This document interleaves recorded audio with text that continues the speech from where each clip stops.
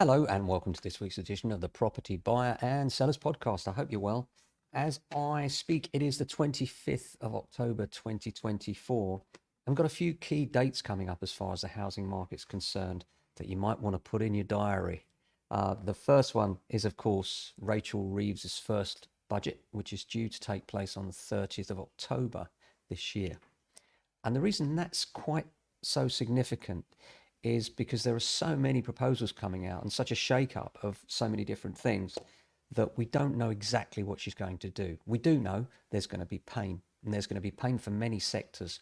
The question is, what will she do as far as the housing market is concerned, and particularly stamp duty for first-time buyers?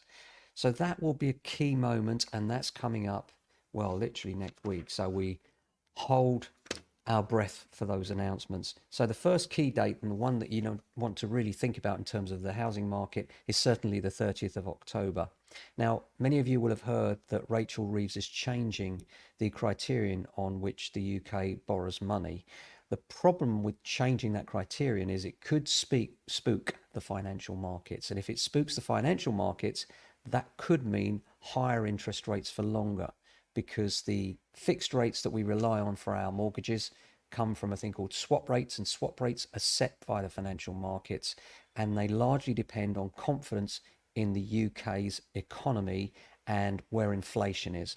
Now, at the moment, that's been gradually reducing. Inflation's been looking good and ripe for an interest rate cut at the next meeting. Now, all of a sudden, with Rachel Reeves changing the financial criterion on which the government can borrow, that may flip things on its head. We'll wait and see. So that's the 30th of October. That's the first date that you should be looking out for. And then on from that, another critical date. And this will be really telling, because this will be the time when the financial markets, or the Bank of England Monetary Policy Committee, and these are those people that sit and decide what interest rates, bank interest rates will sit down and decide whether interest rates are to be held where they are, whether they're to rise, or whether they're to fall.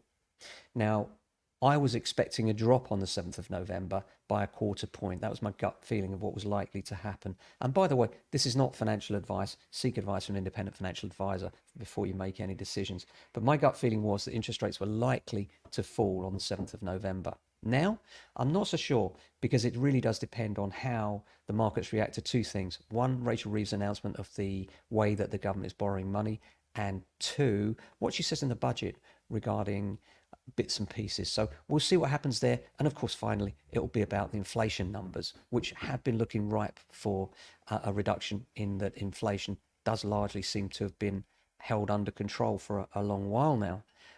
So we'll see. I think we need that cut, and I think it would do a lot to boost confidence. And then the next dates after that that are really important are the 19th of December, just before Christmas. Your Christmas present, hopefully a cut in interest rates again, we will see.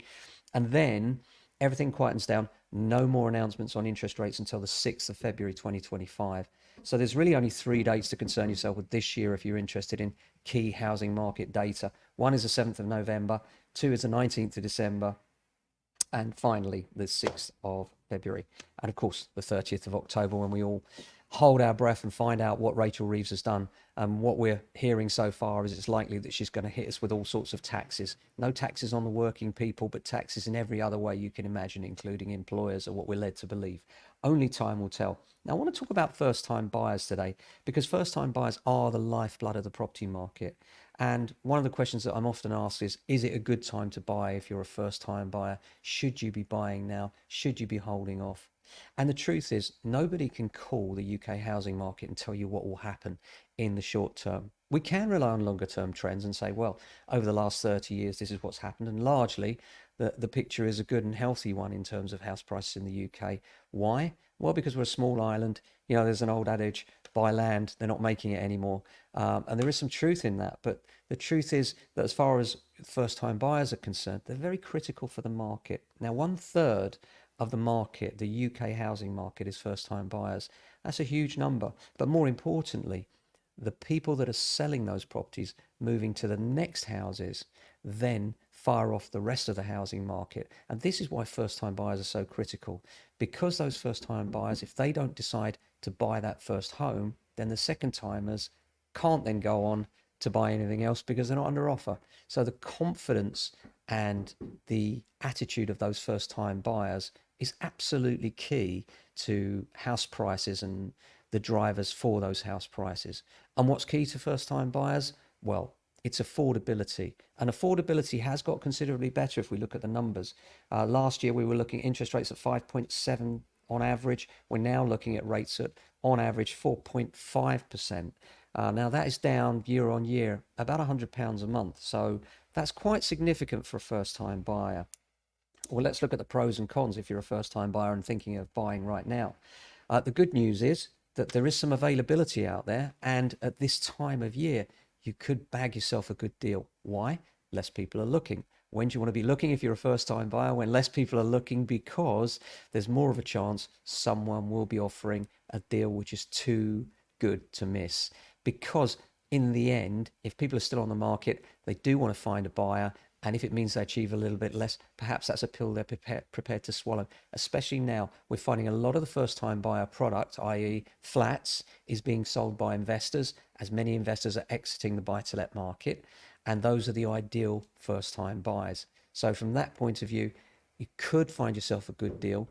That release of buy-to-let investors selling their properties and coming out of the field, I suspect will accelerate next year. So springtime next year, I suspect there'll be a large release of new properties coming to market that were formerly rented out. So that could release in my area particularly. We find a lot of buy-to-let investors own flats. So we expect to see the number of flats coming to market much higher. And this could be in your favor. But the other side of things is, and I think this is the most important thing, is I always say this to clients that ask me, is it a good time for my son who's a first time buyer to buy a home? And the answer to the question is it the right time? Rather than ask yourself, is the market at a certain point in time right now where prices are at their lowest or the highest? Ask yourself the question, is it the right time practically to buy? And what I mean by that is, are you in a position where you want to move?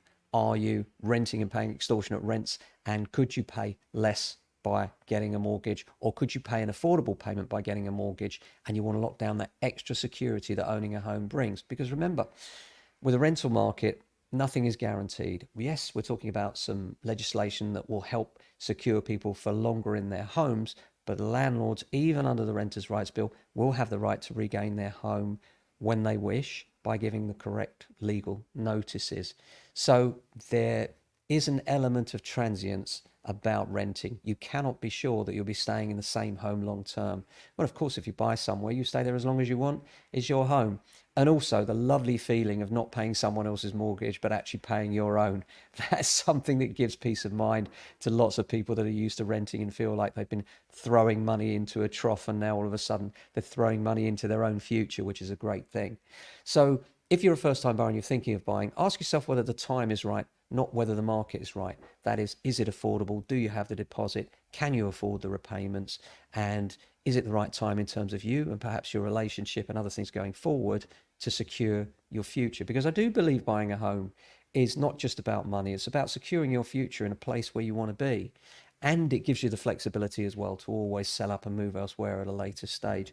But you should be looking out to make sure you get the best possible deal. And that means being really cautious with buying and making sure that things are as they appear. We always say, get yourself a survey, make sure you get good advice. One of the key things I think that people miss is getting a good financial advisor. So make sure you get advice from an independent financial advisor. This video is not financial advice, but independent financial advisors are critical to making the right decisions in my view. So first of all, if you're a first time buyer and you're thinking of taking the first tentative steps, first thing to do is make sure you have the affordability. You understand what's required of you in terms of deposit, whether your status in terms of your job and perhaps your partner's job will suit the circumstances of a mortgage right now. The things that can be against you could be things like probationary periods in new jobs. Lenders don't like this. They like you to be outside of any probationary period. Whether you have the required salary multiple to buy something in the area that you would like to buy in. And what I mean by that is generally what lenders do is they look at what you earn, perhaps what your partner earns as well, and then they put a multiplier on that, and that tells you your affordability plus your deposit. Most lenders these days are looking for a 10% deposit or more. The larger your deposit, the lower your risk profile and the more likely the lender is to lend you the money. Key thing for first time buyers is to make sure you keep your credit score squeaky clean, even if you're not buying right now. If you're looking to buy in the future, just make sure that any debts are paid and that you never get to a point where there's any defaults in payments. Things that can really trip you up are things like mobile phone bills, council tax bills from moving from one place to another. Just make sure you've got all those I's dotted and T's crossed, because it can come back and smack you in the face when you go to get a mortgage and the lender says you've got this bad credit. So you can do that research for yourself free of charge. There are many platforms available to do that for you. So in answer to the question, is it a good time for you to buy? I'm going to reverse that around and say, is it the right time for you to move personally, putting aside house prices? And the reason I say putting aside house prices is over this last 35 years I've been involved in the housing market and sold and bought more houses than I care to remember, for both myself and for others, including family members and many individuals through our business. The one thing that I find is most people that try and call it and say, right, we're at the bottom, we're at the top, get it substantially wrong, usually so much so that it's unbelievable. So don't try and call the market, because the market will do what it will do. Make sure it's the right time for you and your family, and buy then. And the reason I say that is the big secret to property investment, it's the long game. It's not an overnight get rich quick scheme, because let's face it, for most of us, unless you're just purely looking to invest, then your home is something, not just an investment, but actually somewhere you're going to live, usually for many years. So rather than look at the short term, look at the longer term, and you'll find on trend that house prices always go in an upward direction because of inflation and increasing wages. And remember, the affordability is based on a multiple of your salary. So as salaries rise, it stands to reason house prices will follow those rises, because if first-time buyers can afford more, then house prices tend to go up more. And then that knocks on up the chain, of course, as those first-time buyers pay more for those flats. So those flat sellers have more money to pay for their houses. So over the medium to long term, I have every confidence that house prices will go in the right direction. In the short term, they could be more volatile, and you have to think about whether you're prepared to take that risk. I certainly think that house prices, they've been fairly stagnant for a while now, and we could be looking at an increase in house prices next year, but you never know. Everybody after the crash in 2007-9 said, oh, don't invest in housing, it's terrible. And then after that, house prices absolutely jumped. The pandemic, everybody said house prices are finished, it's going to crash. What happened? House prices went up. So be careful not to be so analytical that you never actually make the decision. Sometimes that caution can lead to regret. I'm not saying dive in blindly, but certainly be really cautious. The other thing I would say be really, really careful about is selecting a good solicitor. So many of the old school solicitors that we used to deal with here at James Alexander have now left the field because it's no longer as profitable as it once was. And that's because there are so many online conveyancing type firms, some of whom do a good job, but some of whom are frankly awful. And therefore, you really do need to get your research done. Do look at reviews. Look at reviews via Google is what I always like to do. There are other platforms, of course. But also, ideally, use a solicitor that's been recommended to you by someone that has used them personally. So if you know anyone that's recently moved house and you're thinking of moving, have a chat with them. How was your solicitor? Are they good, bad, indifferent? And find someone that you know that's used a solicitor for conveyancing. I say for conveyancing because quite often solicitors do a multitude of things and can do a bit of conveyancing, but don't often do so. I would say really ideally you want a specialist, someone that does this every day. So they've got the routines, everything moves along a bit more smoothly and quickly. And a bad solicitor will cost you that purchase quite often. I've had many instances where a solicitor has got stuck on a point of law that is neither here nor there, and then the first time buyer loses out on the property. Another buyer comes along, the solicitor sees it as perfectly reasonable. So getting a solicitor that understands the nuances of property and has a lot of experience really can help. The problem with that is that so many have exited the sector due to the fact that they found the rates have come down and insurances have gone up and up, that it's very, very hard to find a high quality solicitor. But our advice is that is a critical part of the mix, making sure your solicitor or indeed licensed conveyancer can do a good job for you. In terms of looking, we covered that a lot in recent episodes, but the most important thing is make sure that you're out there looking at everything within your area. Use the portals, use your local agents, and make sure that you've seen everything that's out there before you make a decision. Ask yourself one question after every viewing. How does it compare? How does this one compare with the others we've seen? Is it the same, better, or worse? Obviously, if it's better, this might be the one that you should consider buying. But bear in mind, look around you. How many other people are chasing it? You can get a feel of this by understanding how many viewings are going on at the property. You can often see this by speaking to the agent, seeing how many people, whether someone's coming before you and someone's coming after you. It's always a good indication. Sometimes agents will say, look, we've got 10 people seeing this one today. Some will lie, some will not. That's for you to work out. But most of the time, they're probably being genuine, and a property that is a hot one on at a good price will still receive lots and lots of traction and lots of viewings and lots of people that wish to buy it. And then you need to be the buyer that is selected from the pile. And that in itself requires you to be prepared in advance. So first time buyers out there, make sure you've got your ducks in a row. Number one, get your financial advice. Make sure you know what you can buy. And the reason you do this first is, well, you wouldn't go to Sainsbury's or Tesco's without knowing how much you've got to spend, would you? Well, why wouldn't you do the same thing when buying a house? So make sure you get out there, speak to an independent financial advisor, find out what you can afford, what the best lenders are for you, and you've got then that one all secured and locked down. There's a thing called an agreement in principle, or decision in principle, called an AIP or a DIP, an APE or a DIP, if you will, and those can be produced to the estate agent to prove that you've had some financial advice, and the decision in principle is that they will loan you the money. That can be very helpful. Proof of deposit, expect to be asked for proof of your deposit. This is something that all agents have to do. Expect to be asked impertinent questions. Where did the money come from? How did you get it?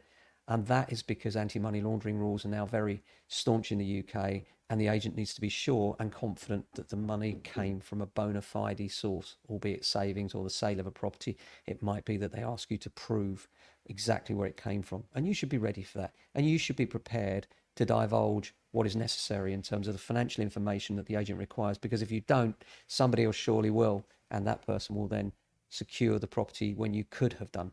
So make sure you've got your ducks in a row. That's my advice in terms of looking for a house. So happy hunting. As always, do send us in questions if you're looking and need some advice. There's so much around leases, service charges, ground rents that can be very scary, and you need to look at those things very carefully. If you're buying freehold, well, good for you. But for many first-time buyers, that's just a bridge too far in the air as they're looking. They just don't have that kind of budget. So thanks for watching as always. We'll be back next week with another edition. Until then, look after yourselves and your families. Ciao.